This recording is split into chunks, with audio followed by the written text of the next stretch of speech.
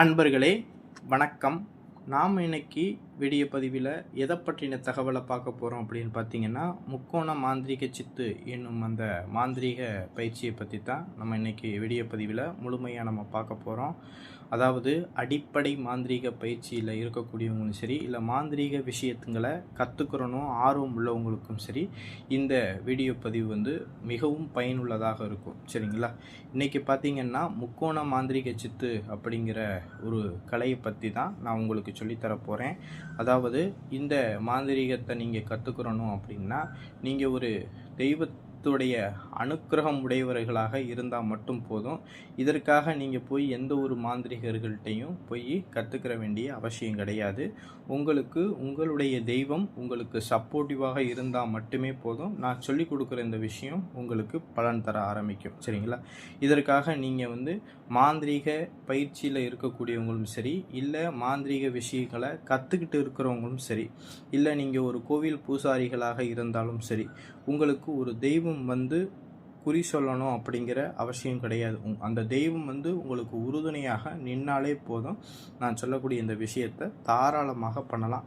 இந்த விஷயத்தை பார்த்தீங்கன்னா ஆண் பெண் இருவருமே பண்ணலாம். யார் வேண்டுமானாலும் பண்ணலாம். குடும்பத்தில் இருக்கக்கூடிய சகல மக்களுமே இந்த விஷயத்தை பண்ணி பலன் பெறலாம். இதற்காக இவங்க தான் பண்ணணும் அவங்க தான் பண்ணணும் அப்படிங்கிற அந்த கட்டுப்பாடுகள் எதுவும் கிடையாது. சரிங்களா?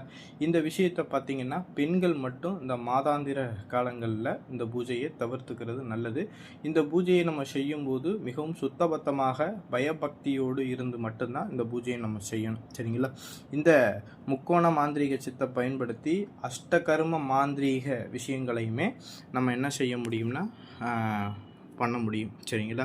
இதற்காக நம்ம செய்ய வேண்டிய ஒரு விஷயம் என்ன அப்படின்னு பார்த்தீங்கன்னா, இந்த மாந்திரீக சித்தை நம்ம பண்ணுறதுக்கு நம்மளுக்கு ஒரு 3 விதமான தகுதிகள் நம்மளுக்கு இருக்கணும். இந்த 3 தகுதிகளும் இருந்தால் மட்டும்தான் நம்ம இந்த மாந்திரீக பயிற்சியை நம்ம செஞ்சோம் அப்படின்னா நம்மளுக்கு முழுவதுமாக இந்த விஷயம் நம்மளுக்கு வேலை செய்யும். சரிங்களா? முதல் விஷயம் பார்த்தீங்கன்னா, தெய்வம் உங்களுக்கு உறுதுணையாக நிற்கணும். நீங்கள் ஒரு தெய்வத்துடைய அனுக்கிரகம் உடையவர்களாக இருக்கணும். ரெண்டாவது, நீங்கள் வணங்கக்கூடிய தெய்வத்தை முழுமையாக நீங்கள் நம்பணும். மூணாவது பார்த்தீங்கன்னா, நீங்கள் ஃபஸ்ட்டு நீங்கள் செய்யக்கூடிய அந்த விஷயத்தை உங்கள் மேலே முழுவதுமாக நம்பிக்கை வைக்கணும். சரிங்களா? நான் இந்த பூஜையை நான் செய்கிறேன், இது கண்டிப்பாக எனக்கு இது வேலை செய்யும் அப்படிங்கிறத நீங்கள் முழுமையாக நீங்கள் நம்பணும். அப்படி நம்பினாத்தான் இந்த விஷயங்கள் உங்களுக்கு அது வேலை செய்யும். இந்த 3 விஷயங்களும் நீங்கள் சரியாக கடைபிடிச்சிங்க அப்படின்னா இந்த விஷயத்தை பயன்படுத்தி அஷ்டகர்ம மாந்திரீக விஷயங்களையும் உங்களுடைய தெய்வத்துடைய அனுக்கிரகத்தினால நம்ம பண்ண முடியும். சரிங்களா? இந்த பூஜையை பார்த்தீங்கன்னா என்னைக்கு பண்ணலாம் அப்படின்னு பார்த்தீங்கன்னா, என்றைக்கு வேண்டுமானாலும் பண்ணலாம். ஆனால் இரவு நேரங்களில் மட்டும் இந்த பூஜையை நம்ம செய்கிறது நல்லது. சரிங்களா? இரவுனா சூரியன் மறைஞ்ச பிறகு ஒரு 7 மணி 8 மணிக்கு மேலே இந்த பூஜையை செய்கிறது நல்லது. இந்த பூஜையை செய்கிறதுக்கு முன்னாடி உங்களுடைய தெய்வத்துக்கு நல்ல பூஜைகள்லாம் போட்டு அந்த அறை முழுக்க சாம்பிராணி நல்லா போட்டுருங்க. சாம்பிராணி போட்டுட்டு உங்களுடைய தெய்வத்துக்கு முன்னாடி ஒரு அகல் விளக்கில் நெய் தீபம் போட்டு ஏற்றி வச்சுக்கிட்டு உங்களுடைய பூஜை ரூமில் உட்காந்துக்குங்க. அப்பையில் நீங்கள் உட்காரும்போது உங்களுடைய பூஜை ரூமில் மின் விளக்குகள் எதுவுமே இருக்க வேணாம். சரிங்க?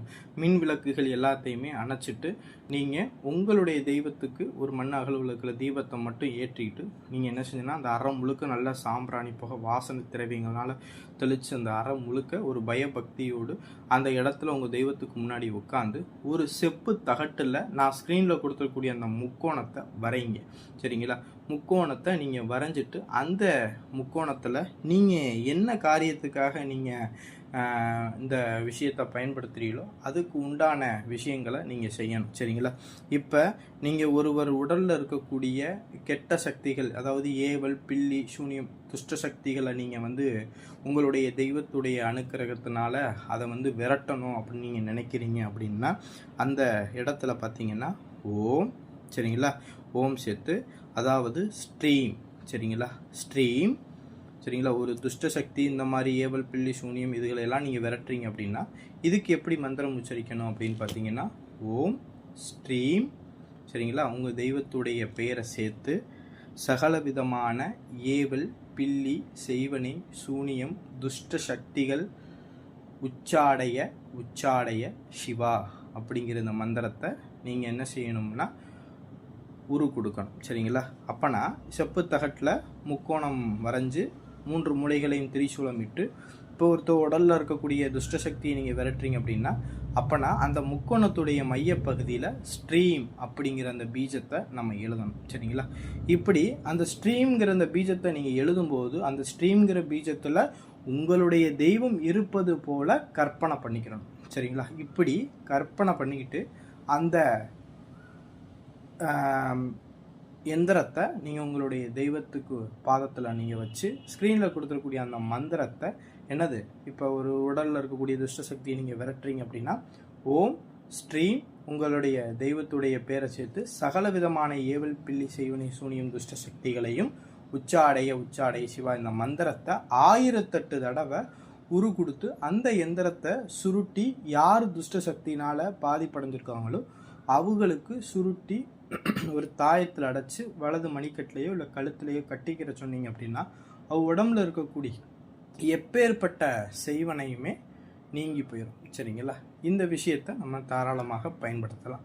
அடுத்த பதிவு பார்த்திங்கன்னா மற்ற பீஜங்களை பயன்படுத்தி எப்படி நம்ம செய்கிறது அப்படிங்கிறத அடுத்த வீடியோவில் நம்ம பார்க்கலாம். அந்த வீடியோ பதிவு பிடிச்சிருந்துச்சு அப்படின்னா நம்மளுடைய சிவருத்ர மகாகாளி அல்வாக்கு பீடம் யூடியூப் சேனலை சப்ஸ்கிரைப் பண்ணாதவங்க சப்ஸ்கிரைப் பண்ணிக்கிங்க. நன்றி, வணக்கம்.